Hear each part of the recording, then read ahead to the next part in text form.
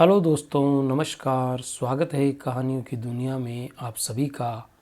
आज की हमारी कहानी विशेषतः बच्चों के लिए प्रेरणास्पद और मोटिवेशन को प्रस्तुत करती हुई एक छोटी सी कहानी है।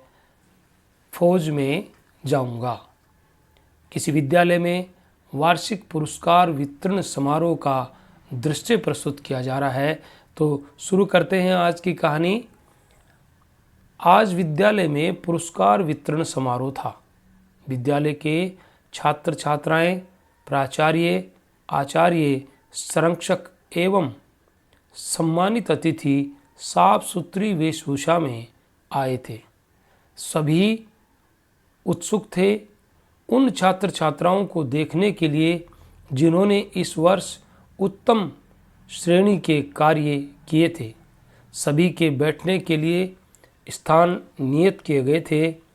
सरस्वती माँ, महात्मा योगेश्वर व देश के महान वीरों और कर्णधारों के चित्र विद्यालय के बड़े कक्ष की शोभा बढ़ा रहे थे। ये विद्यालय नर्सरी से लेकर कक्षा 8वीं तक है। इस विद्यालय के बालक बालिकाओं के सर्वांगीण विकास, चरित्र निर्माण, राष्ट्र निर्माण की शिक्षा के साथ साथ कंप्यूटर तक की शिक्षा उपलब्ध है। संचालक ने माइक संभाल लिया है। उनके हाथ में कार्यक्रम संचालन की सूची है, जिस पर उन बालक बालिकाओं के नाम हैं जिन्होंने वर्ष भर में अपनी मेहनत, लगन से पढ़ने वाले विषयों से लेकर अन्य प्रतियोगिताओं में अच्छे अंक प्राप्त किए हैं। संचालक ने सभी उपस्थित बालक बालिकाओं तथा अतिथिगणों का स्वागत किया और मुख्य अतिथि द्वारा सरस्वती माँ व महात्मा योगेश्वर के चित्रों पर माल्यार्पण किया गया। महात्मा योगेश्वर जी के भवन में भी विद्यालय चल रहा है। संचालक ने विद्यालय के सर्वश्रेष्ठ छात्र का नाम पुकारा, अनुज कुमार। नाम पुकारते ही तालियों की गड़गड़ाहट से सारा कक्ष गूंज उठा। अनुज कुमार अपने स्थान पर खड़ा हो गया। संचालक के आदेशानुसार वह मंच तक आया। मुख्य अतिथि द्वारा उसे प्रशस्ति पत्र और पुरस्कार प्रदान किया गया। अनुज ने मुख्य अतिथि का अभिवादन चरण स्पर्श करके किया और उपस्थित समूह के सम्मुख हाथ जोड़कर यथास्थान बैठ गया। संचालक ने कक्षा 5 में विशेष स्थान, निबंध प्रतियोगिता में प्रथम स्थान, गृह कार्य में प्रथम स्थान, अंग्रेजी शब्दार्थ में विशेष स्थान, सामाजिक ज्ञान में प्रथम स्थान और साफ सुथरा बस्ता रखने में प्रथम स्थान के लिए क्रमवार अनुज कुमार को ही पुकारा। वह उसी प्रकार मुख्य अतिथि व उपस्थित समूह का अभिवादन करता और बार बार यथास्थान बैठ जाता। सभी बालक बालिकाएं अनुज को अजूबा वस्तु की तरह देख रहे थे। अनुज को जीवन में पहली बार ऐसी सफलता मिली थी। कई पुरस्कार पाकर भी अनुज सामान्य सा दिख रहा था। संचालक ने अन्य योग्य बालक बालिकाओं के नाम भी पुकारे। उन्हें भी यथा योग्य पुरस्कार वितरित किए गए। सभी पुरस्कार पाने वाले भविष्य के कर्णधार सबका अभिवादन कर यथास्थान बैठते गए। लेकिन एक आध बालक को ही एक से अधिक पुरस्कार मिला था। पुरस्कार वितरण के बाद मुख्य अतिथि, विशिष्ट अतिथि और अध्यक्ष का भाषण हुआ।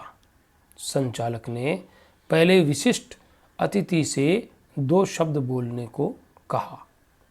प्यारे बच्चों, आज मुझे आपके बीच आकर बहुत खुशी हो रही है। मैं भी गांव के प्राइमरी विद्यालय में पढ़ा था। हमारे एक अध्यापक थे सरदार सिंह जी। वह बड़े कर्मठ व्यक्ति थे।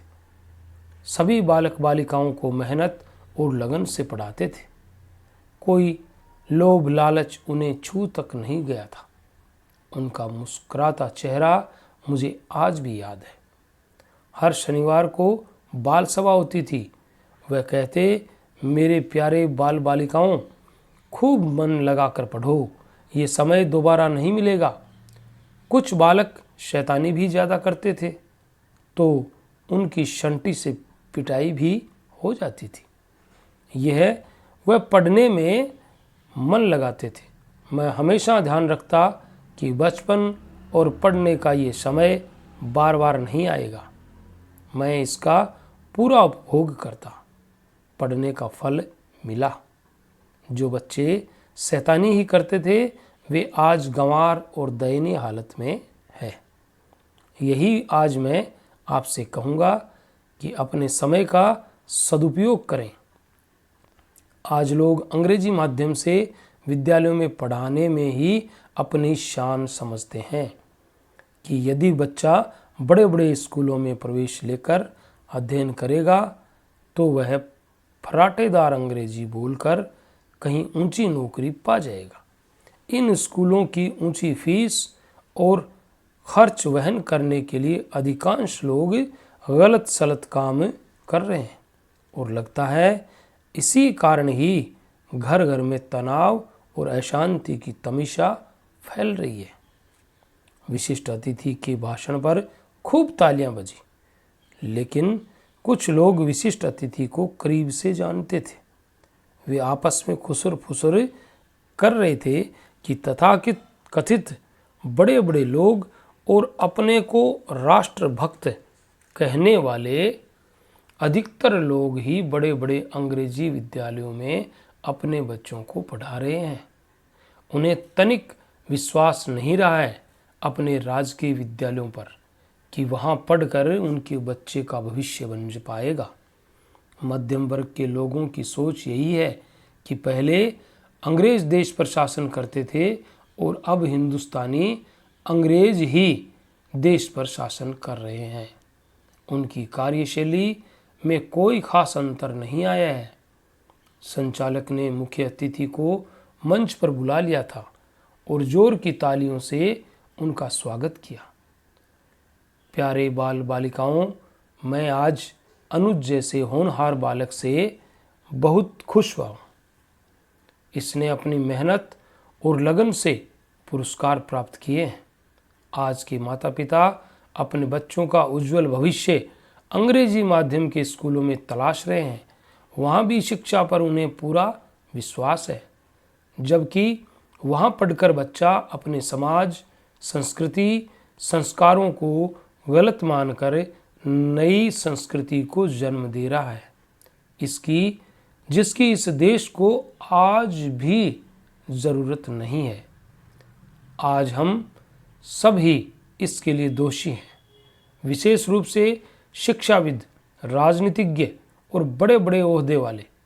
आज हम अपने देश की रीढ़ प्राइमरी स्कूलों और अन्य सभी सरकारी तथा अर्ध सरकारी स्कूलों में ऐसी शिक्षा नहीं दे पा रहे हैं जिससे बच्चों में परोपकार, सेवा और राष्ट्रभक्ति के भाव रोम रोम में समाहित हो सके।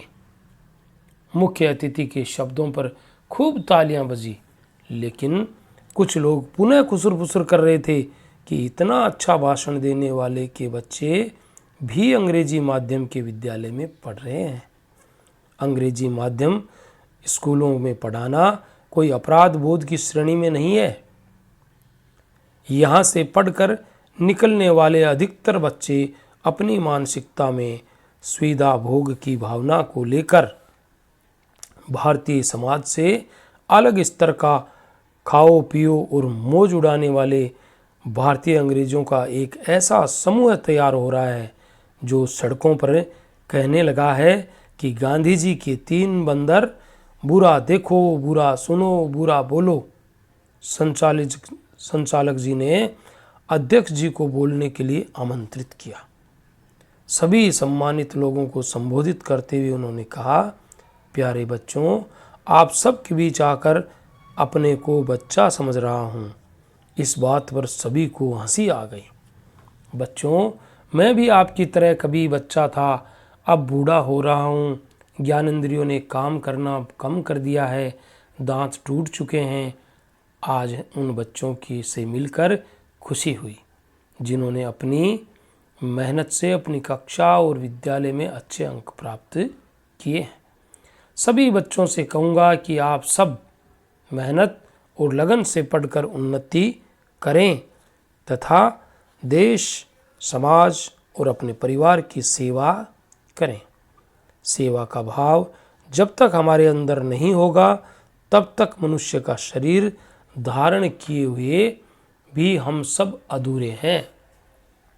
सेवा सच्ची होनी चाहिए। कुछ लोग आज सेवाओं के नाम पर निर्धनों को लालच देकर समाज में तोड़-फोड़ कर रहे हैं, पथ बदल रहे हैं, देश कमज़ोर हो रहा है, समाज में ऊंच नीच, जाति पाति और भेदभाव की खाई बढ़ती जा रही है। आप सबको इस खाई को पाटने में सहयोग करना है। समाज में फैल रही अन्य बुराइयों को भी मिटाना है। इन्हीं शब्दों के साथ मैं आप सबके भविष्य की मंगल कामना करता हूँ। धन्यवाद। खूब जोर की तालियों के से कक्ष गूंज उठता है।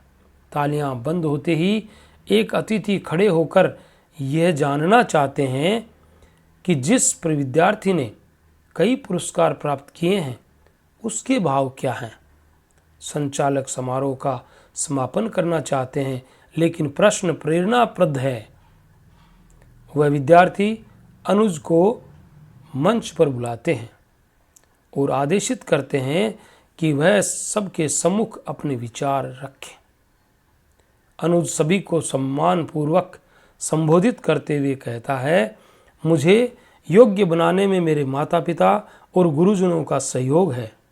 मैं अच्छी बातों को ग्रहण कर लेता हूँ और बुरी बातों को कूड़ेदान में फेंक देता हूँ।